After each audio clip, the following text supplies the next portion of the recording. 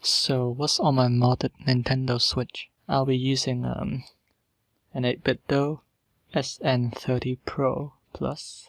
So I've got a Switch port version of Mario 64 and a status monitor which shows you FPS in games. I've got a custom theme that removes all the online features since this Switch is banned. So no going online.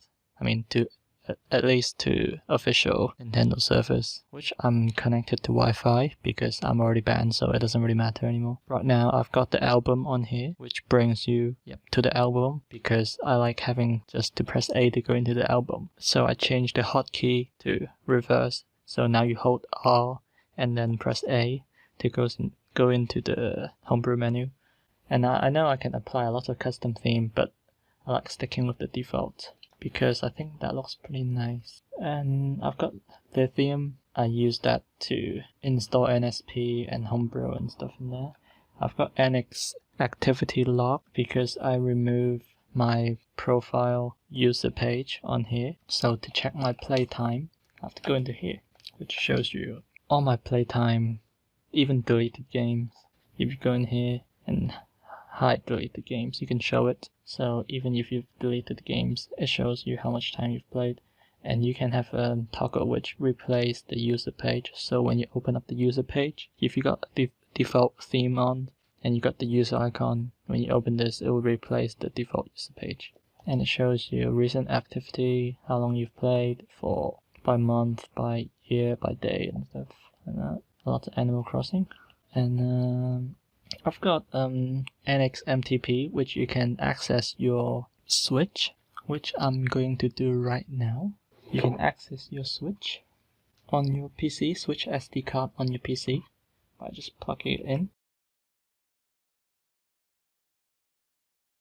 You can see that shows up on there. It's good for transferring a lot of stuff without turning off your Switch, getting the memory card out, and then transferring the item, and then putting the SD card back in, and then plugging your jig and then turning it on. This is really handy. And what else have I got in here?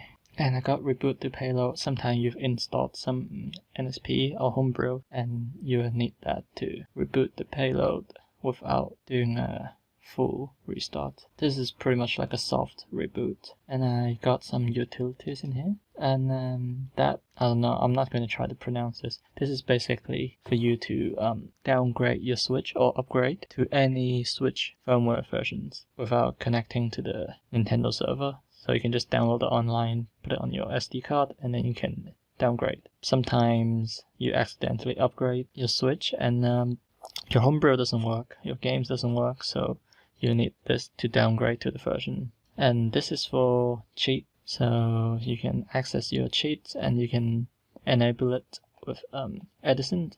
I've got no cheat because I'm not running a game, but when you have a game running and you've got the cheat installed, you'll show one here.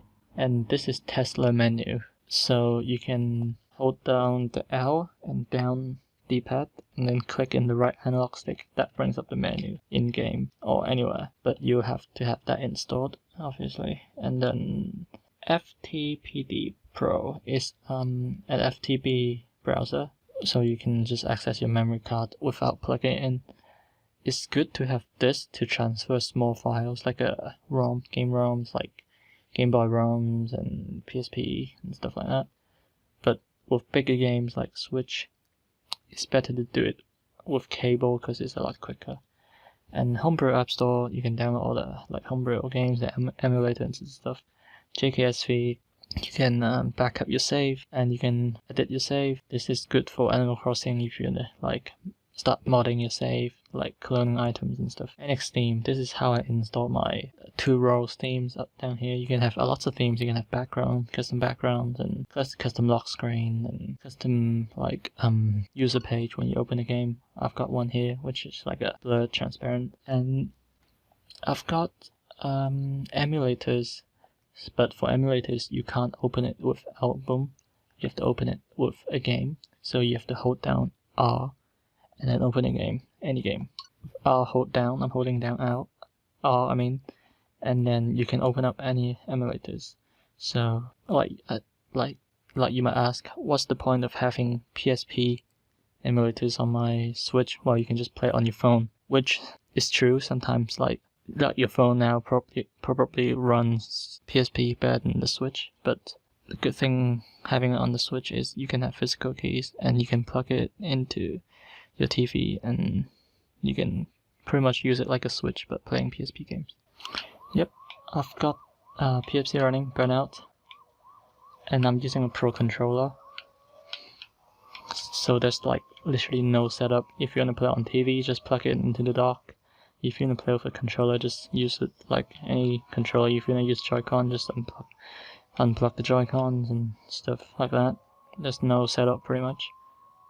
And with the proper setup, it actually runs really smooth. And this is like actually my go-to way of playing PSP games now, because you got the physical controls and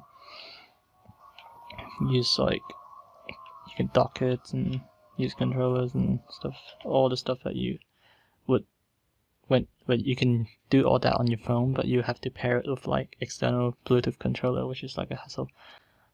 And I'll just quickly show my PSP settings before moving on. You can just pause the video if you need to, because this is not the purpose of the video, but just in case you want to know.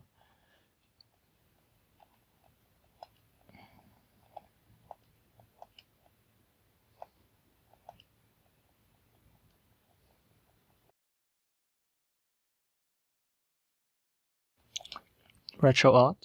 So you can play lots of games on here. So you can play arcade, DS, which is not very smooth, Game Boy, N64, Super Nintendo, Virtual Boy, Saturn, which is not good at all.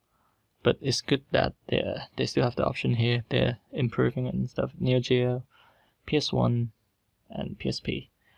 The reason I'm having the standalone PSP instead of loading it in here is because you get way more options within the PPSSPP emulator instead of just having really basic options in here. But this is good for emulators that don't require much setup. So games such as GBA and PS1, which is what I have here.